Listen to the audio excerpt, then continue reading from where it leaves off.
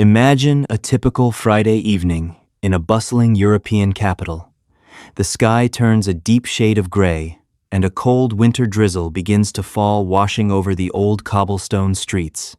You step out of your office building, wrapping your heavy wool coat tight around your shoulders to block the freezing wind.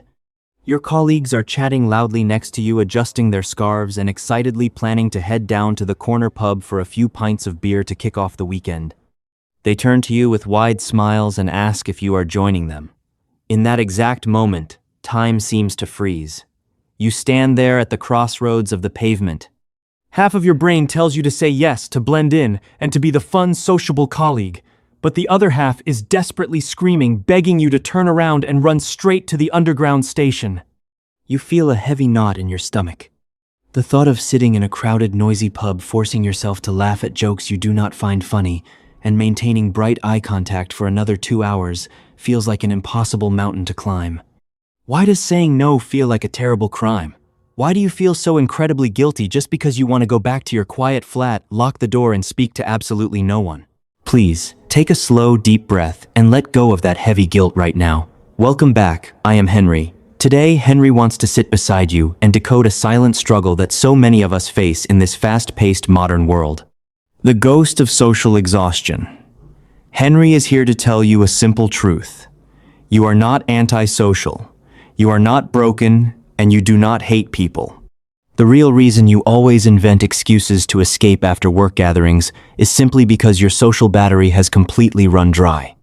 In this video, we will explore why protecting your solitude is a biological need and not a character flaw. Stay with Henry in this safe space until the end of the video.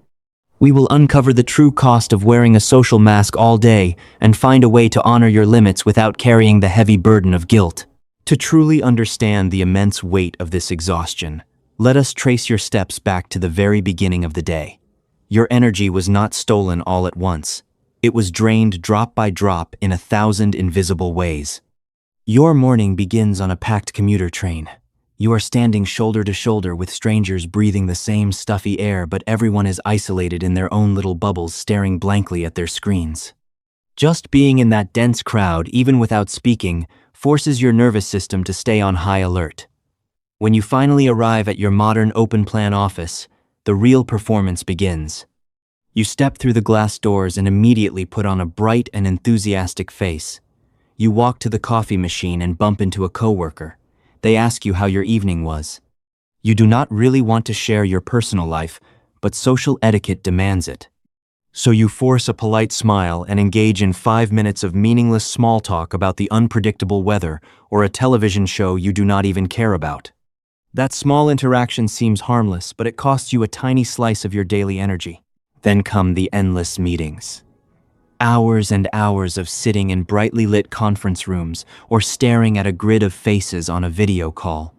You have to constantly nod your head, show active listening, and carefully choose your words so you do not sound too aggressive or too passive. You swallow your frustrations when a client is being unreasonable.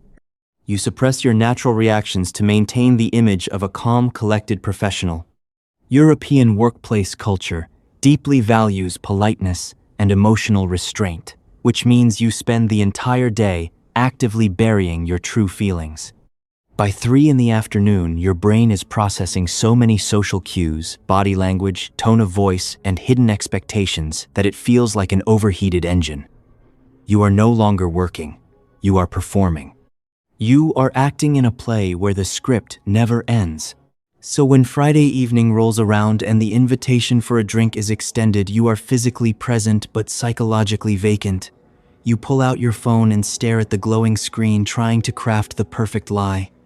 You type a message saying you have a sudden family issue or a terrible headache. You press send and immediately feel a rush of shame. You ask yourself why you cannot just be normal like everyone else, who seems to have an endless supply of energy to socialize. You wonder if you are losing your connection to humanity. But then the magic happens. You swipe your travel card and step onto the quiet train heading towards your neighborhood. You find an empty seat by the window. The city lights blur past you in the darkness, and the rhythmic sound of the train tracks soothes your tired mind. You unlock the door to your flat. The silence greets you like an old, trusted friend. You take off your coat, you take off your shoes, and most importantly, you take off that heavy invisible mask you have been wearing for the last 10 hours. In that empty room, you do not have to smile for anyone. You do not have to nod or pretend to be interested. You are finally allowed to just exist in your purest form. The relief is so profound that it almost brings tears to your eyes. You realize that your refusal to go out was not a rejection of your friends. It was an act of desperate self-preservation. Your mind was suffocating, and the silence of your flat is the only oxygen it can breathe. When you finally sit on your sofa wrapped in a warm blanket, you are not hiding from the world.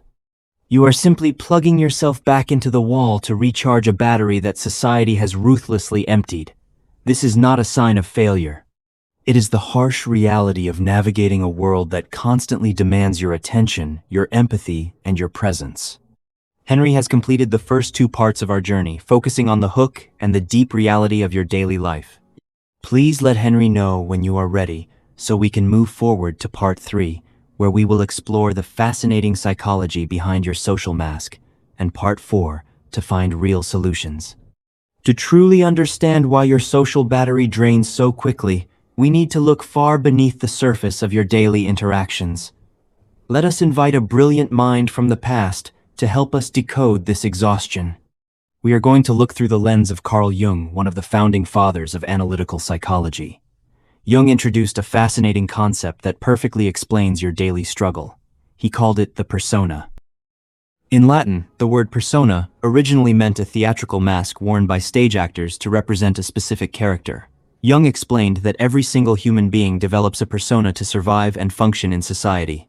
Your persona is the professional face you wear to the office. It is the polite neighbor who smiles in the hallway. It is the agreeable colleague who never complains about the cold weather or the heavy workload. It is a carefully crafted version of you designed to meet the expectations of the outside world. Having a persona is not a bad thing. In fact, it is completely necessary. It acts as a shield protecting your vulnerable inner self from the harsh judgments of society. However, Jung warned us about a hidden danger. The danger arises when you spend so much time wearing the mask that you forget what your real face looks like. And more importantly, wearing that heavy theatrical mask takes an enormous amount of psychological energy. Imagine that your brain has a limited daily budget of cognitive coins. Every time you force a smile when you are actually sad, you spend a coin. Every time you actively listen to a story you do not care about, you spend another coin. Every time you suppress a sigh of frustration, you pay a heavy toll. For someone who is naturally introverted or highly sensitive, this cost is doubled or even tripled. Jung also revolutionized how we understand introversion and extroversion. He explained that it is not about being shy or outgoing. It is entirely about how your brain manages and recharges energy. An extroverted brain is like a solar panel. It absorbs energy by being exposed to the outside world, by talking, by mingling, and by absorbing the bright lights of a crowded pub. But your introverted or sensitive brain is completely different. It is like a rechargeable battery that must be plugged into a quiet, isolated wall socket. When you are in a social setting, your nervous system is working in overdrive. You are not just hearing words. Your highly sensitive brain is analyzing facial expressions, decoding the tone of voice, sensing the subtle shifts in the emotional atmosphere of the room, and calculating the perfect response to keep the harmony intact. It is like running 10 heavy software programs on your computer at the same time. Eventually, the fan starts spinning wildly, the system overheats, and the screen freezes. That sudden feeling of desperately needing to escape the pub or the office is not you being antisocial. It is your nervous system flashing a bright red warning light. It is a biological failsafe mechanism shutting down your social circuits to prevent a complete psychological collapse. Your brain is literally forcing you into isolation to heal the invisible micro-tears caused by a day of constant performance. So when you cancel plans, you are not committing a crime against friendship. You are answering an emergency call from your own biology. Now that we understand the profound science behind your exhaustion, how do we navigate this loud world without feeling constantly guilty? How do we survive in a European culture that praises networking and after-work socializing while still honoring our biological need for silence? Henry wants to offer you a few practical ways to redesign your boundaries.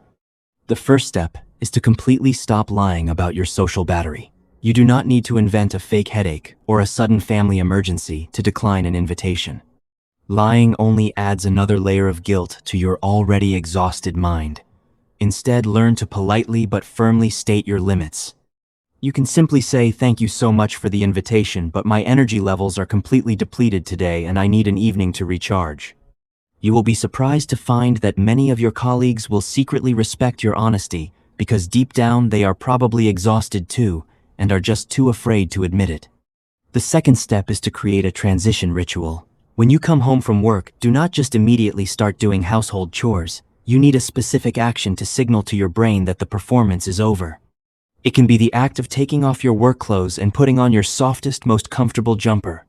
It can be washing your face with warm water and physically imagining that you are washing away the heavy persona you wore all day. Tell your mind out loud, "The mask is off now, I am safe." Finally, you must learn to romanticize your solitude. Stop looking at your Friday nights alone as a failure to be sociable. Reframe it. Your quiet flat is a sanctuary. Lighting a candle, brewing a hot cup of chamomile tea, and sitting in absolute silence is not a punishment. It is the highest form of self-care. You are tending to the garden of your mind. You are allowed to take up space in this world, but you are also allowed to step away from it when it gets too loud. You are allowed to protect your peace fiercely. Do not let anyone make you feel guilty for needing time to put the broken pieces of yourself back together.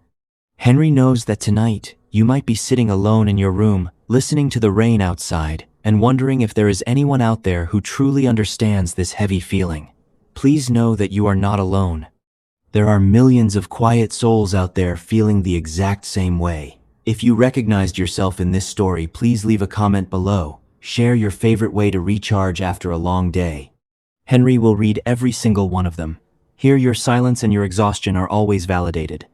If this journey brought you comfort and clarity, please consider subscribing to the channel or joining our membership community. Let us continue to explore the fascinating depths of the human mind together. Thank you for spending your precious energy with Henry today. Rest well, my friend. Goodbye and see you soon.